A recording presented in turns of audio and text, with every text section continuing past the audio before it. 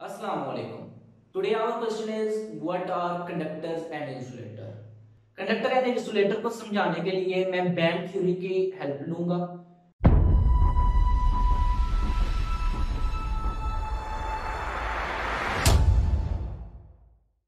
Band theory को discuss करने से पहले हम लोग स्ट्रक्चर ऑफ द एटम को देख लेते हैं। स्ट्रक्चर ऑफ द एटम में क्या है कि सबसे पहले न्यूक्लियस होता है और न्यूक्लियस के इर्द गिर्द शेल मौजूद होते हैं जिनको हम लोग एनर्जी लेवल्स भी कहते हैं। जो शेल का नंबर होता है उसको हम लोग एनर्जी लेवल भी कहते हैं। फर्स्ट शेल को एनर्जी लेवल 1, सेकंड को 2, थर्ड को 3, इसी तरह हम लोग इनको एनर्जी लेवल में कैटेगराइज करते हैं। अब इनकी एनर्जी के ऊपर ही डिपेंड होता है कि इनके अंदर कितने इलेक्ट्रॉन्स होते हैं। हम लोग ये भी जानते हैं कि एक स्टेबल एटम के अंदर जितने इलेक्ट्रॉन मौजूद होते हैं उतने ही प्रोटॉन भी मौजूद होते हैं।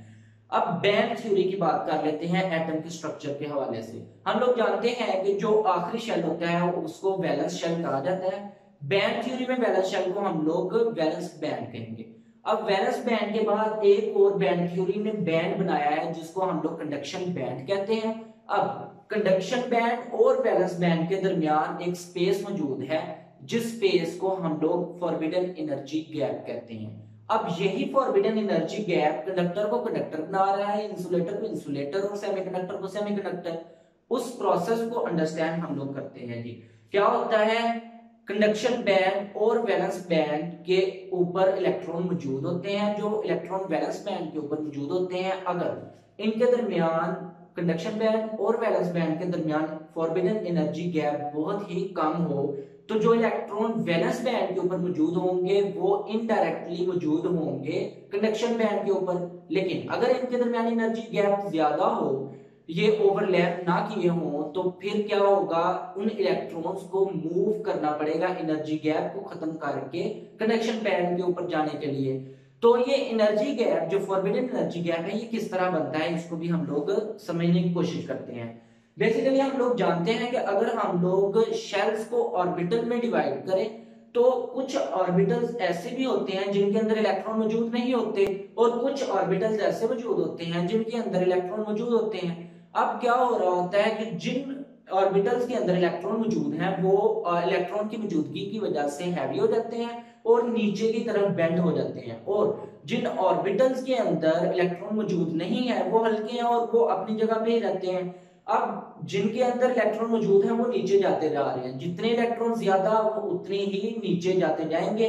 अब इसके नीचे जाने की वजह से और ये अपनी जगह पे ही रहने की वजह से इनके दरमियान एक गैप, एक खला पैदा हो रहा है। उसी खला को, उसी गैप को हम लोग फॉरबिडन एनर्जी गैप कहते हैं। अब जितने इलेक्ट्रॉन किसी ऑर्बिटल में ज्यादा होंगे वो उतना ही नीचे होगा और जितने इलेक्ट्रॉन कम होंगे दूसरा बैंड या दूसरा ऑर्बिटल उतना ही ऊपर होगा। इस ऑर्बिटल को हम लोग कंडक्शन बैंड कह लेते हैं इसी समझने के लिए, और इसको हम लोग वैलेंस बैंड कह लेते हैं। अब कंडक्टर्स में क्या हो रहा होता है, जो कंडक्शन बैंड और वैलेंस बैंड है ये दोनों ओवरलैप किए होते हैं। कंडक्शन बैंड और वैलेंस बैंड पार्शियली फील्ड भी हो सकते हैं और कंप्लीटली फील्ड भी हो सकते हैं। जितने इलेक्ट्रॉन वैलेंस बैंड के ऊपर मौजूद होंगे कंडक्टर के केस में, उतने ही इलेक्ट्रॉन कंडक्शन बैंड के ऊपर भी मौजूद होंगे।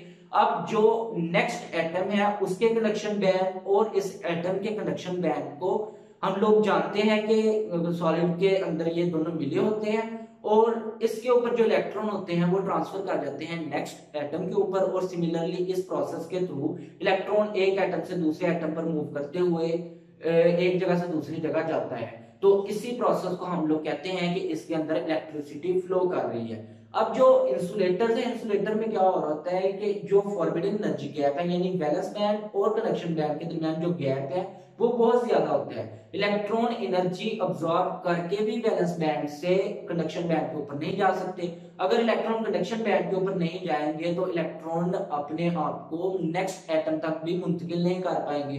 तो हम लोग कहते हैं कि जी इंसुलेटर के अंदर एनर्जी ट्रांसफर यानी इलेक्ट्रिसिटी ट्रांसफर नहीं हो रही। अब हम सेमीकंडक्टर की अगर बात करें तो सेमीकंडक्टर के अंदर जो एनर्जी गैप है वो कम होता है, लेकिन कंडक्टर से थोड़ा सा ज्यादा होता है और इंसुलेटर से कम होता है। तो अब क्या होता है, कुछ इलेक्ट्रॉन्स एनर्जी को ऑब्जॉर्ब करके कंडक्शन बैंड के ऊपर शिफ्ट हो जाते हैं जहां से वो नेक्स्ट एटम के पास जाके इलेक्ट्रिसिटी को कंडक्ट कर सकते हैं। लेकिन जो एटम नहीं जा सकते, जो एनर्जी, जिनके पास इनफ एनर्जी नहीं है कंडक्शन बैंड के ऊपर जाने के लिए, वो इलेक्ट्रॉन वैलेंस बैंड के ऊपर ही रहेंगे और उनकी वजह से कंडक्शन नहीं होगी। इसलिए सेमीकंडक्टर कुछ हद तक कंडक्शन भी करता है और कुछ हद तक इंसुलेशन भी करता है। I hope you can understand. अगर आप लोगों को इसके रिलेटेड कोई भी क्वेश्चन हो तो आप मुझे कमेंट में पूछ सकते हैं, मेरे व्हाट्सएप की मदद से आप पूछ सकते हैं, या हमारी वेबसाइट को विजिट करके भी क्वेश्चन पूछे जा सकते हैं। अल्लाह हाफिज, अस्सलाम वालेकुम।